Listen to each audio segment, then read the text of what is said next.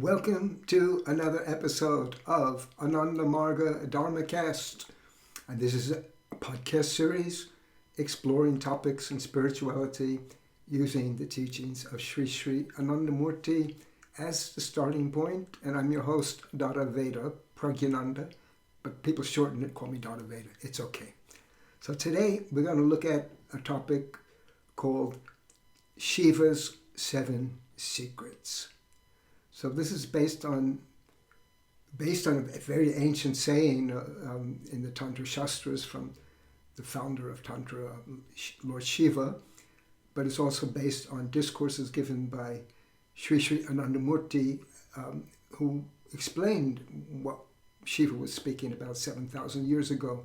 So in one of the discourses, it was given in Timor in West Germany in 1979, Anandamurti began and he explained that what happened was that in those times, Shiva's wife Parvati entered into a dialogue with him, and she would ask certain questions, and Shiva gave the answers, and those were recorded, as first orally and then later written down, but they were kept for posterity, so other people, the future people like us, could learn from that wisdom. So Shiva said, there are 7 secrets of success. And here he's talking about spiritual success. Because there are many books on self-help books and books by executives about secrets of success in business and in life and different things like that. But here, we're talking about spiritual success. Although Shiva was talking about spiritual success, trying to attain the highest goals of life and our place in this universe and to reach the very end of the human pursuit, although he was talking about spiritual success, you're going to see that a lot of the secrets, a lot of the things which he gave also pertain to our success in everyday life. So let's get into it. So Shiva said the first secret is firm determination, and he explained it in a sentence. He said, you have to accept this idea, I must be successful in my mission.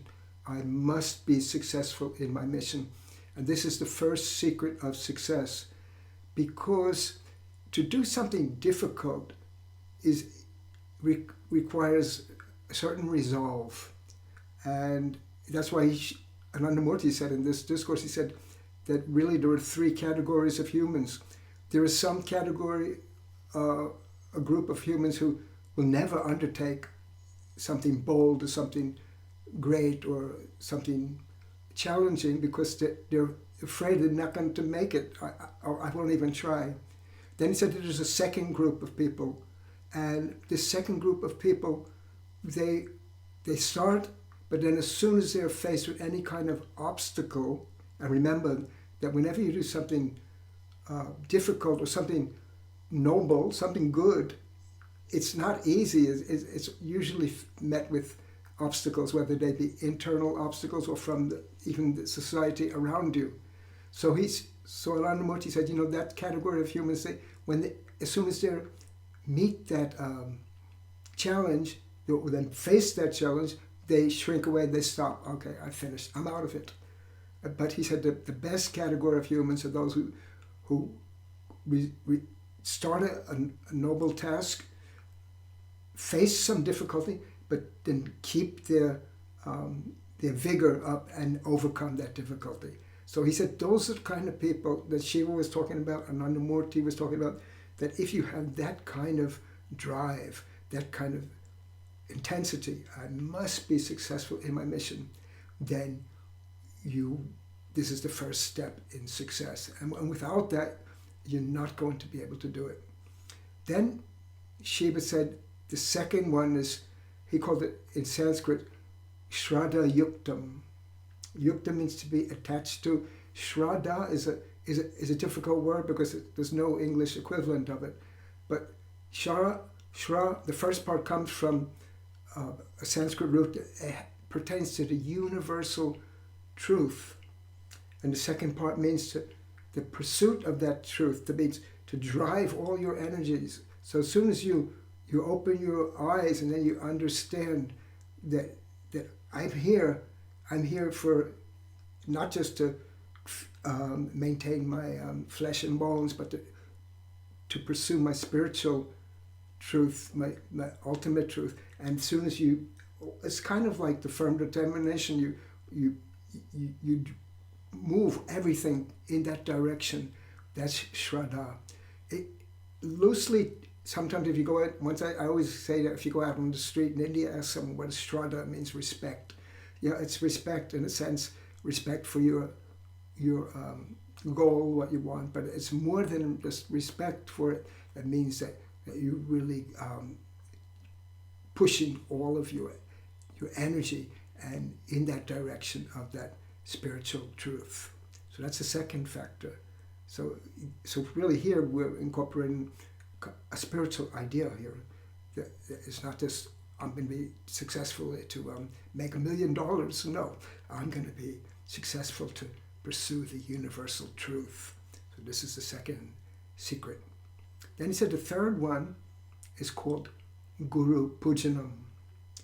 Guru Pujanam. So Gu means darkness, Ru means dispeller, the dispeller of darkness. And this is the meaning of the term teacher. That commonly now people say, oh, he's this guru, he's that guru. But it's the guru, the one who's going to illuminate the spiritual darkness that people have. That is the real guru. And in the future, I want to do a video on who is the real guru, because sometimes people are fooled by that. So it doesn't mean if you grow a long beard like me, that makes you a guru. No, that doesn't make you a guru. A guru is the one who dispels the darkness. And Guru Pujanam means that when you find your teacher, then follow what that teacher has told you, what is given to you. And if we look at, like I said, some of these precepts, these ideas, these secrets pertain to mundane life as well. Because in mundane life, we don't learn. It's rare. Okay, I can say we don't learn things without someone showing us what to do, how to do it. So we go to somebody and we learn at their feet. Like they say, at the feet of the master, they say in India. But we go with respect, and we go and we try to learn. If we think we know everything, and yes, I will do it myself. Like we have this idea, like I'm sitting here in America, rugged individualism. I don't need any teacher. I'll do it myself. But everybody has learned from somebody else. Nobody has done everything by themselves. The people who learn music usually went to some lessons, although there are a lot of great self-taught people, no doubt. But many people have gone, and people who learned physics and chemistry, they learned first from teachers. So we have to find a spiritual teacher and follow what that teacher has to say and move in that direction. So that is the third secret. In Sanskrit, it's Guru Pujanam. Pujanam means really, like a worship, but it's more than a worship. It's really to find that teacher and revere those ideas and live up to them and become one with those ideas. That's what it is. It's not just rote memorization of something, but it's really to live those ideas. So Guru Pujanam is there. We find somebody who can help us and then move on that path which is laid out for us. And then the fourth one is called balanced mind. Balanced mind. So our mind it could be our greatest friend, it could be our greatest enemy. And sometimes people have an inferiority complex. Often, this is too often, people think, I can't do anything, I'm no good, I won't be able to do it. And sometimes people they're over the top with their superiority complex. They think they're the greatest thing in this world. Their ego goes until it bursts like a balloon. So we don't want that. both extremes are detrimental to long-term success. If you have an inferiority complex, then you'll never even begin on any task. So, and especially spiritual tasks, which is difficult. So you have to have some idea of a balanced mind, and this is the best way. So to, if you think it's too high, then there was a teacher named Chaitanya Mahaprabhu, and he gave the idea. He says you should be humble like the grass. So be humble like the grass. But he said grass is also a very great thing on this earth. It nurtures all of life. So we should be humble like the grass, but we should also be great also like the grass. And we should be tolerant like a tree. The tree accepts all the abuse of nature, but then stands strong and also gives fruit and flowers and everything to people. So we should curb our ego, keep it in check, but we shouldn't let it go down so that we can't undertake anything. And here I'll give a spiritual advice. There's one way to do it. But if you remember that all the strength that has been given to you, whatever you can do, whatever qualities you have, really, they're not permanent. They're given. Somehow you were given a gift, and that gift could be taken back. Like you have great beauty today, but when you get older, it'll be different. And even something can happen. Anything can happen. You're strong now. You can be stricken by a disease. And if we keep that in mind, that our talents are not endless and are not permanent, if we can keep that in mind, we can move in a balanced way. So this is a balanced mind. It's very important. And then he said another one. He said indriya nigraha, or he said self-restraint. And this is also, Buddha also gave this advice to his disciples, that we have to have restraint. And restraint over what? Over our organs. Our organs.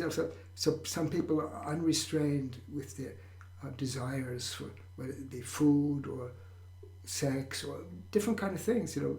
This is one of the biggest challenges of life. We have sensory things which drive us, but we can't let them pull us. And that's why in the Vedas there was this analogy that people made, that because in those times, the horse-drawn carts were the thing. So they don't give an analogy in terms of an automobile. They said the human being is like a chariot. So what is that chariot? The chariot has horses. So what are the horses? They're the organs of the senses. So they have organ, but the chariot has to move with them. But if those horses go out of control, the whole thing is going to crash. So that's why the reins, which is the mind, has to be strong enough to control those organs. In fact, that's a lot of what yoga is all about, is to rein in the organs of the senses and to control them, and then move in a proper way. And the mind will do that. And then the discriminating intellect is the driver. And then there's also a passenger. The passenger is the soul who is witnessing. So the image of the Bhagavad Gita is where Arjuna is driving and Krishna is behind the chariot. It's like that, but it's just a metaphor for what is a reality. So we have to have that kind of self-restraint. And if we have that self-restraint, then we won't go to some kind of excess, those excesses will take us off the spiritual path. And that's why these are the secrets of spiritual success. So if you have any kind of particular sensorial thing which is out of balance, it could derange, could disturb your possibility of reaching your spiritual goal. So that's why Shiva said that we have to have self-restraint. And then He gave it his sixth secret, and he said you have to have pramit ahar. Pramit ahar in Sanskrit, pramit is balanced, ahar is food, balanced food. You have to have that balanced food. So what is, the yogis can tell you what balanced food means. Food which is good for the body and good for the mind. And a lot of nutritionists don't understand that, because there are certain, we know, of course, but you don't have to be a nutritionist to know that certain foods are really not great. So if you're going to take a couple of beers, three, then you try to do your calculus and your mathematics, and you're not going to have such mental acuity. So we know that certain foods affect the mind, but even there are other foods that are more subtle than that, have an effect. So you should learn from the yogis foods that is good for the body, good for the mind, and you should take that food. But also, there's another thing, even yogis don't sometimes follow that. You have to take it in the proper proportions. So if you have a food that's good for the body, it's good for the mind, but you don't take it in the right proportion, either the right amount or the proper proportion in the diet. You have to mix the different things of the diet. So you have to have that balanced food. So these are the factors, the first 6 factors: firm determination, pursuit of that universal truth, Guru Pujanam, following this spiritual teacher, and balanced mind, Indriya Nigraha, the self-restraint, and then balanced food. And then Shiva gave us a surprise at the end. He said, there is no 7th factor. He said first there are 7 factors, but then he said no. When he got to 7, he said no, there is no. So either that's the humor they had at that time, or it's just really what he was saying, is that you do these 6, there's nothing more. So nobody can add the 8th factor, the 9th factor. You follow these 6 things: a firm determination and pursuit of the truth, following your teacher, and you keep your mind balanced, and you have self-restraint, and you have your balanced food. You do these things, and you will be successful, spiritually successful. And that's the greatest kind of success that anyone can wish for. So that's my little take on this discourse. I quoted it from Ananda Vacanamrtam, and it's in various parts of that book, because he's given this, Anandamurti spoke on this topic several times, and I have also spoken on it several times too. So I hope this time helps you, and think about that and try to follow them and see what you get. So that's all I want to say, and I thank you for watching and listening. And if you're on YouTube, give us a thumbs up, make a comment, and maybe give some of your experiences in following or trying to follow these 7 secrets. And if you have any suggestions for future episodes, let me know, let us know, and we'll do it. So that's about it. And if you're on any podcast platform or audio, then also subscribe. And if you're here on YouTube, also subscribe. And we'll see you in the next one. And until then, I bid you namaskar. It means I salute you with my mind and all the love and cordiality of my heart.